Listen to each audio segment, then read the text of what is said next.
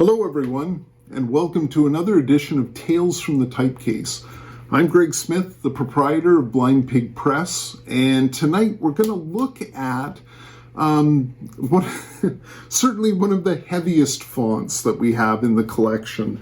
And I mentioned I risked life and limb to bring you this episode. It was so heavy. We're going to be looking at 60-point Craw Modern Bold. And it's a full typecase, and it is a heavy typecase, although it is light in its beauty. So, again, a lot like us, heavy in the typecase, light in the beauty. Hold on a sec. Let me rephrase that. Anyways, Craw Modern is a really interesting typeface. It was really late in the letterpress output. So we're going to go and have a look at that and see what surprises this typecase brings. Okay, so let's go and have a look.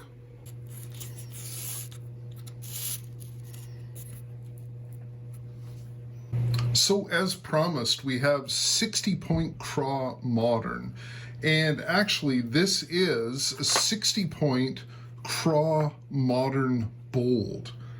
And there's a little bit of unusualness to this typecase that I wanted to point out to you, as well as showing you the cool stuff inside.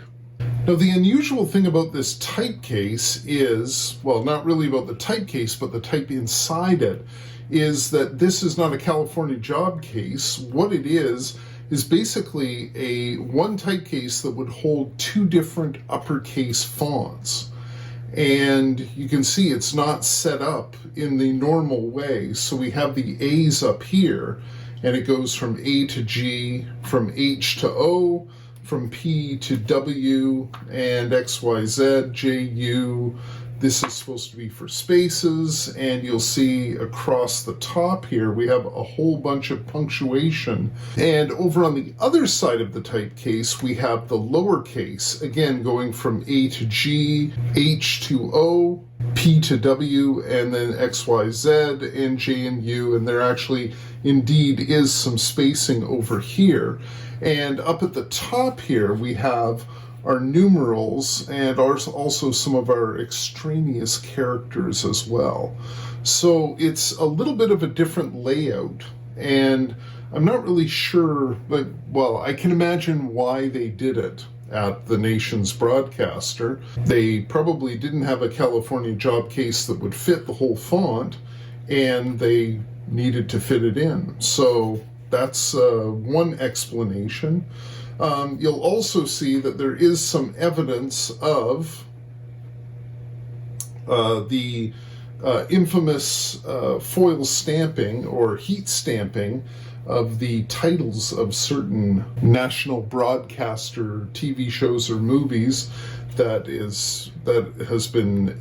H has been used for that. You'll also see we have an extra capital H over here, so I should probably just rearrange this on the fly. So it is a little unusual to typeset out of this, but again, it is a 60-point font, so you're not really going for speed, you're going and you're using it as a headline font. So it's time to have a look at W. Pincus Jasbert and see what he has to tell us. So here we have Craw Modern, page 62. And you'll see it's designed by Freeman Craw, and it's actually quite a late edition. So we're talking like late 50s, early 60s for Craw Modern. And we see there's basically two different versions. There's Craw Modern and Craw Modern Bold. And the Craw Modern Bold is what we have in the typecase here. So here we have 60-point Craw Modern Bold. That is a whole 5 picas large. So I brought out some what I find to be interesting characters here. And I just want to, first of all, point out, I think this might be the largest M I've ever seen. And you'll notice how wide it is. So it's 60 points large, but it's also, about 7.5 picas wide. As compared to the capital W is just a little bit over 7 picas wide. So the other thing that I wanted to note is this was manufactured by the American Type Founders, ATF, and down at the bottom here we have the ATF number, and you'll see I have an example from an ATF catalog, and that is 716. There was no italic for the bold version of this, but you'll see also that these are solid letters. They are fairly massive, and it's a really heavy typecase. I risked personal injury lifting it into place tonight, so quite wide, extended. I also wanted to show you here, we have on the far right here, we have a hyphen. And also in this casting, sort of unusual, is an end dash. So you can see the difference between the two here that you could use. I usually use an end dash to sort of separate numbers, and it sort of indicates a passage of time. Now also down on the bottom here, we have some really nice characters designed. We have a beautiful lowercase k. And you'll see again the K, the leg of the K is coming out from the arm itself. So instead of joining at the in one place at the vertical, we have the leg attaching there. And we also have this beautiful R. So we have, again, the ball terminal on the arm of the R. But you'll also notice that the R is quite wide as well. So it tends to... Let me just get a little piece of filth off there. But R's are tricky letters to typeset sometimes because they have so much space underneath. So I'll show you that in a second with the sample print that we have. And when we compare it with the uppercase R is again quite elegant with this little terminal here, the little thin terminal. And you can also see in the casting itself here that they've built some structure into it. So the serifs aren't really unsupported. So this is at one level here on the bottom, and then it sort of steps up to the other levels. So it's being supported by this sort of second stage here, okay? And the serifs especially, because they are unbracketed serifs for the most part. The other thing is, I thought this was also quite charming, the dollars and the cents casting as well. And you'll see that it's just slightly smaller than cap height. And so it fits in quite nicely. It doesn't take over from the numerals themselves. So really quite nice, and really very sensitive design here with the thins and the thicks and the contrast between the two. And also we have, what I really like is, I am a lad for the ampersand, and I love this ampersand. It's got a beautiful transition here from the upper bowl to the bottom bowl, and then this almost looks like one of those horns that they blow before they go on the hunt. And this also at the bottom here, how it transitions to this thin is really nice as well. So beautiful ampersand. Now, the other thing that I was trying to show you, I think in vain last week, was some of the elements within the casting itself. You'll see here we have the numeral or figure 0, and then next to it we have the cap O. And here you can see there's actually a C put right in the actual casting itself. And over on this side, let me clean it up a bit here. So on this side, you can see that there's a little F for figure. So you wouldn't be typesetting a capital O and sort of interchanging the two, although I expect it was done.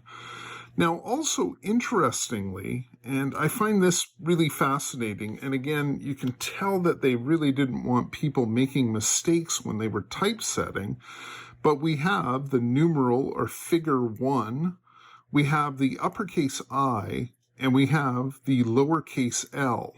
And on the bottom part of the casting here, you'll see there's an LC for lowercase on the L. There's a C, or capital, on the I, and there's an F on the 1.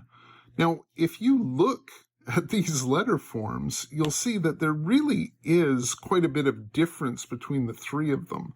I guess the closest ones together would be the 1 and the L. I didn't do that on purpose. But, I mean, really, this is something that you would hopefully notice while you were typesetting. But I guess they've put these in there just so you could check and make sure. But I found that very interesting in the casting itself. And I could not find any pin marks on this font. Eventually we will find pin marks, but not tonight. So again, I'm not sure how this would have been cast back in the day. So we're talking again, 1960, 61. So, that's getting to be in my lifetime. Yikes. So either let's call this type very young, or I would have to call myself very old. So again, late in the letterpress era. On this broadside, we have the type we're featuring tonight, the Craw Modern. We also have the Clarendon down here, and we also have over here, now this is something to look forward to because we have Ad Lib, one of our favorite typefaces ever, all on one poster. Now, I'm not sure about the design of the Clarendon. I think it's traditional Clarendon, but Craw also designed a Clarendon himself. So we were thinking at the time that we would put the three together and there would be beautiful typographic harmony.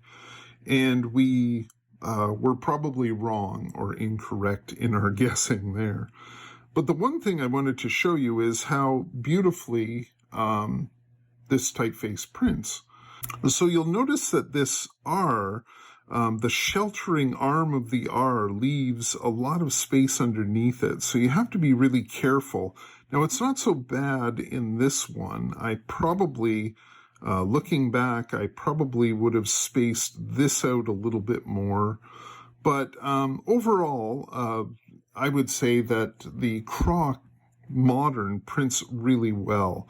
Although it is a heavy font to use, it gives sort of like I said, a Victorian feel to it, or almost like a fun version of Bodoni. You can tell we aren't really huge fans of Bodoni, but again, this is what it looks like when it's printed.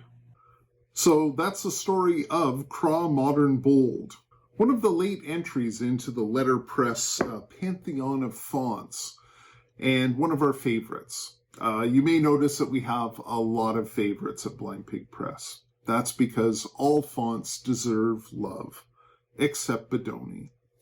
Anyways, thanks for watching. Remember to like, comment, subscribe. You could also send us Bitcoins. Anyways, take care, be good to each other, and we'll see you next week for another edition of Tales from the Typecase.